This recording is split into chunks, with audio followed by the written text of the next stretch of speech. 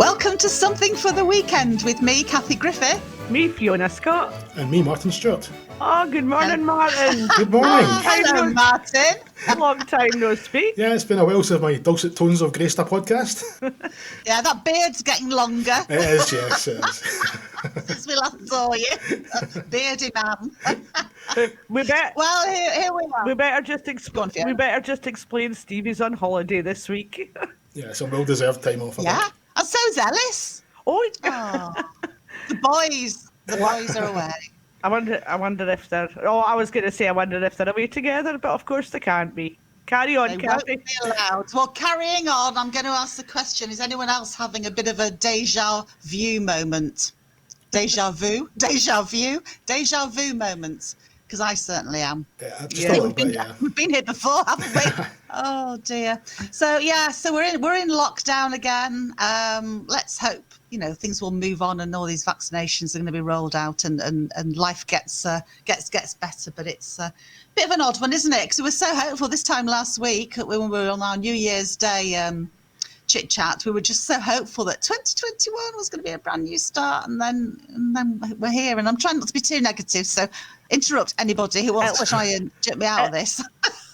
At least there is light at the end of the tunnel this time. We can see an end to this now, which, back in March, we couldn't really see an end to it. And I think everybody kind of knew deep down that there was going to be a second wave, and it just wasn't going to go away until they found a vaccine. So there's that to look forward to. We know it's coming to an end, hopefully sooner rather than later. I think at least we kind of know what to expect this time. And as Fiona says, there's light at the end of the tunnel. Everybody kind of knows what the lockdown's all about. We know you don't need to go out and panic buy. The shops are still going to be open, so it's not as bad as it was last time. I feel better now. Thank you two.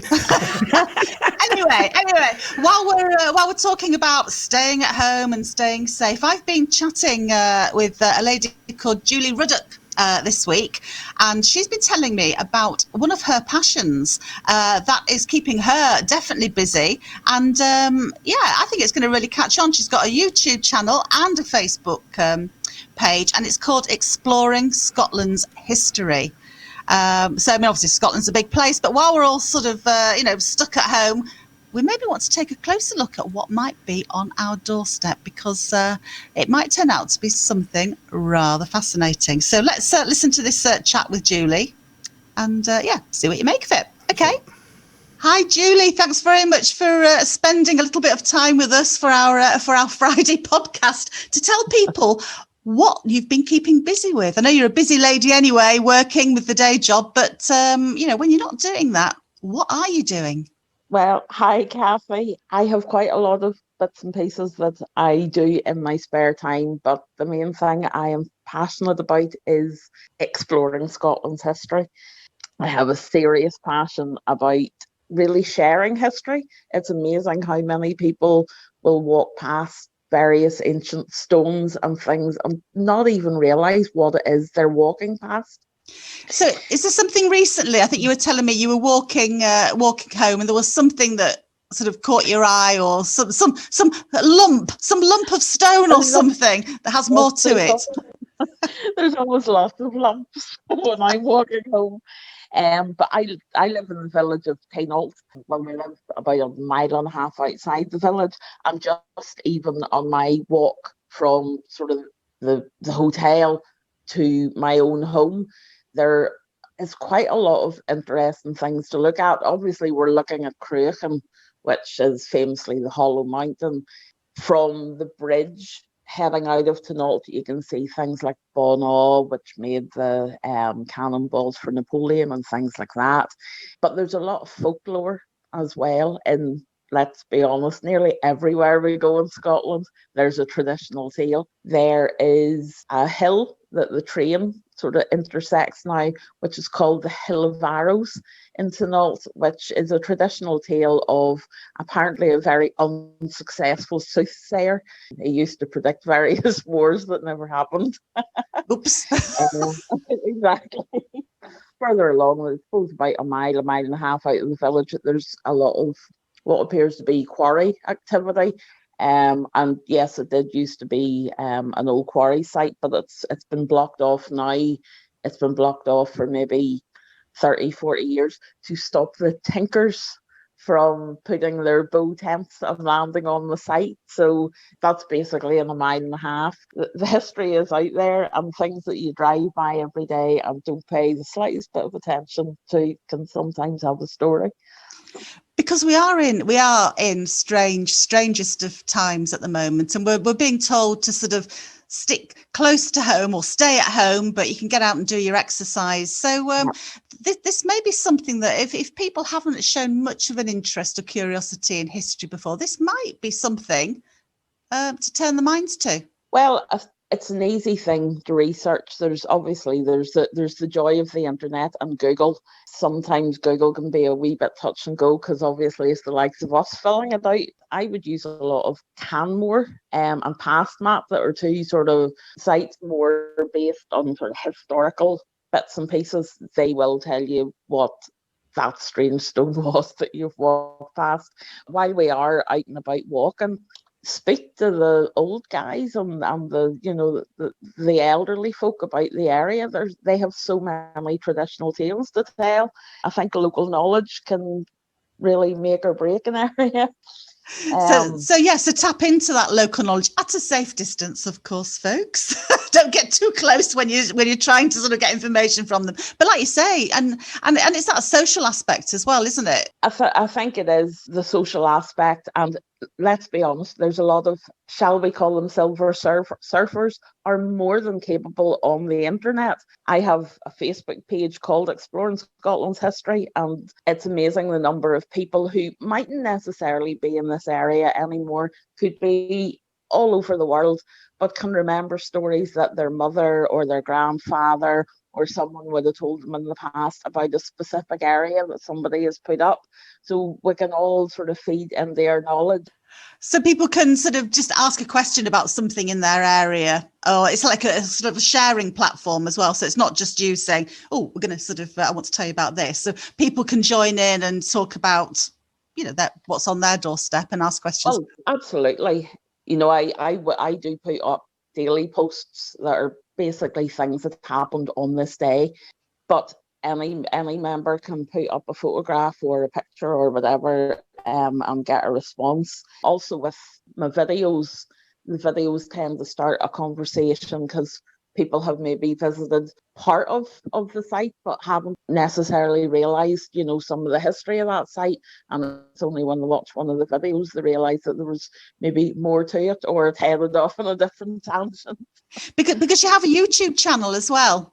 Yes, I have a YouTube channel. It's Exploring Scotland's History too. Everything is well branded, so it's the same name throughout. But the Exploring Scotland's History channel really just, it came about because of myself. I feel the need to share the history. I think it's important for people to understand history and learn about history, so that we don't necessarily make the same mistakes we made in the past. Doesn't always work that way, but sadly. Where was the last place you visited before lockdown? Or you can choose either just before this lockdown or before the very first lockdown, but where was the last place that you went? The last place I went before this particular in between lockdowns, shall we say, I got a nice little tour around the West Highland Museum up in Fort William. Obviously, because of COVID and because there's not very many people about, the museum's currently shut. I managed to get myself blagged in for a private viewing as such. Oh, well done. It's an absolutely amazing resource. It's a museum that is free entry, but they're obviously happy enough to take a donation. It has various bits and pieces. Obviously, the commandos star quite great in it because of the commando monument and the fact that the guys started off up round Speen Bridge and that. But there is a pile of stuff about Bonnie Prince Charlie and Flora MacDonald, and a lot of bits and pieces from that time in history, and a lot of bits and pieces that they personally owned. So now I know where you were before lockdown. Where would you like to go next? When you're able to, when you can spread your wings and fly, Julie, where's your next spot? Oh, where would you like to go? It's funny, somewhere I'm not that keen to go, but I know I'm going to have to go, is Edinburgh. It being such a seat for learning, and so many people unfortunately buried in Edinburgh. I think a week round graveyards could certainly add bits and pieces to my videos. Honestly, I'm finding at the minute, because we can't travel, I've sort of nearly run out of Argyll. We're sort of heading more to talk about people as opposed to places. Decided really this year I might, on my videos, head more of the inventors and innovators of Scotland. In fact, there's one linked to the Oban Times. Is there? Oh, do tell. Yes. When the original founder of the Oban Times passed away, the Oban Times was sold to a guy called Duncan Cameron for £4,000. And he actually invented the Waverley pen. Obviously, fountain pens were a thing in the late 1800s, mid to late 1800s, and he invented this pen that sort of made the ink flow better, and it made writing easier. So obviously he can be videoed this time round. We can go round to the old Oban Times building, we can read up on Duncan Cameron, and we don't have to travel too far. After lockdown, we want to go to Edinburgh to see his gravesite, though, and Lismore to see his son's gravesite, because all these things linked, Kathie. Oh, lovely Lismore. That's it. It's just endless, isn't it? The opportunities are just endless. Sky's the limit. The opportunities and the number of links. Well, until you can get out more and go exploring, you stay safe. Keep going. We can tell people that they really should be checking out your Facebook and your YouTube channel, Exploring Scotland's History. And thanks so much for spending a bit of time with us. We really appreciate it. Thank you, Julie. No problem, Kathie. Thank you. Bye-bye. Bye. There you go, Fiona. You're not going to walk past that little lump in the earth again on your way to the beach, are you again? Or, or that strange turrety thing that's sort of poking up above the street when you're in George Street. Hopefully you're going to take a second look at it. It certainly gives you food for thought, and we actually have, I stay down on an estate, and we have a strange turrety thing sticking up through the woods. So that's one of the things I'm going to do in my lockdown moments. I'm going to take a walk up there and find out exactly what it is. Yeah. Oh, so it's not where you keep Malcolm, is it? Yeah. No, he's in the dungeon below the floor. Actually, it definitely sounds like it's worth taking a look at that Canmore and the PassMap websites, because they kind of let you know what all these little things are when you walk past them. I think I'll be having a wee look at it myself. Yeah, we'll definitely be on to that. Can you add things onto that? So if people discover something that... You can add things onto the Facebook page. Canmore, you can register, and if you have a site of historic interest near you, you can actually upload photographs and kind of site reviews. But most of the Canmore stuff's all filled out already. It's actually quite a good website. I've been on it before. Sounds great. Yeah, I'll definitely be having a look at that. Certainly the Facebook page, people can discuss anything on there. It's really quite useful. Absolutely. So that's Exploring Scotland's History. So go check it out. Another thing to check out, you've been checking out weird and wonderful and not so known Scottish words, haven't you, Fee?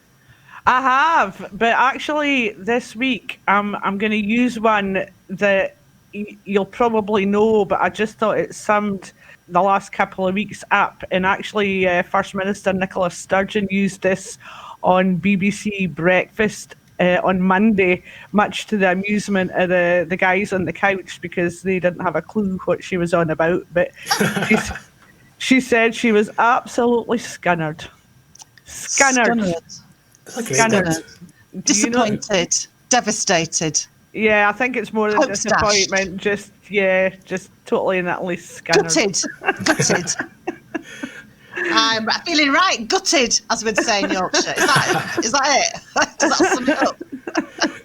Am I right? Yeah. Although we like scunnered. Yeah. we try and stay positive though. Try not to use it too much. Yeah. Okay. Right. Positive. And well, that brings me just back to the Scottish words, because I was speaking to the lovely Joy Cameron a wee while ago, and I was telling her that we were doing Scottish Word of the Week on something for the weekend, and she said, "Well, I hope you can find some happy ones," and it made you think that a lot of these Scottish words that we use, there isn't many happy ones. Yeah, well, we have 814 different words for rain. And they're all kind of doer. We're all well. Oh, well, that's another mission for us then, to find some jolly Scottish words. Okay, starting from next week, it's happy Scottish words. And of course, if you guys listening out there know any that we can use, you can email us at somethingfortheweekend@obantimes.co.uk. There we go. That'll keep you all busy, folks. Is there really more than 800 words for Scottish I think words there's for more. Scotland in Scotland? I'll look them up. I'll look them up myself. So, we're talking of rain. Let's turn to glorious summer days. We'd all like a bit of glorious summer days, wouldn't we? With the sunshine. Oh, yes, please.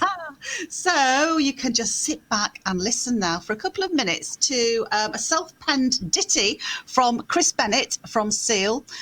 Chris is a self-employed fencer, but when he's not out fencing and putting stobs into the frozen ground like we've got at the moment, he's writing his own songs. And this is a great tune. It's a man, a horse, high ground where nobody else ever really goes, and just thinking of those glorious summer days. So, that's it. Just kick back and listen and enjoy. There's a turning pike road that nobody ever goes, with high hedgerows protects you from the rain. Ride a steady mare that I breed down to Horsefair near Cleef, where they're all for sale at the side of the road. And should you have a good home, well, you could perhaps even have one on loan, and a good price and a bargain it would be.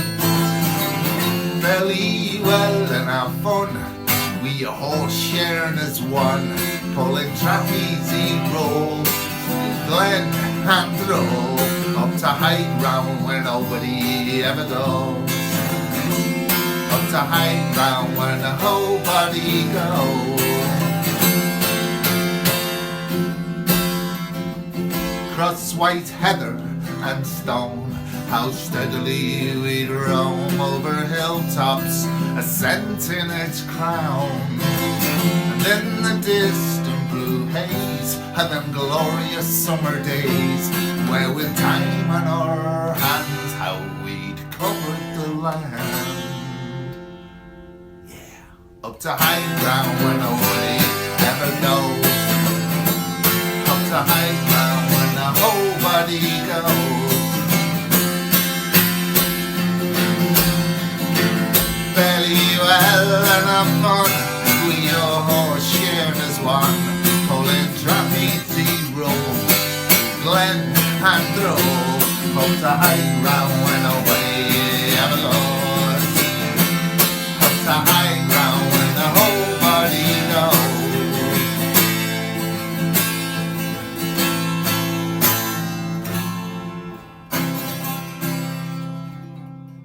Oh, I'm feeling all chilled out now. Anyway. Well, I'm definitely not Skinnered anymore. No. Oh, well done. Well done. It's just so lovely. The lyrics are fabulous. They're great. Yeah, thanks for that, Chris. That was lovely. That's cheered us all up on this dour Friday morning.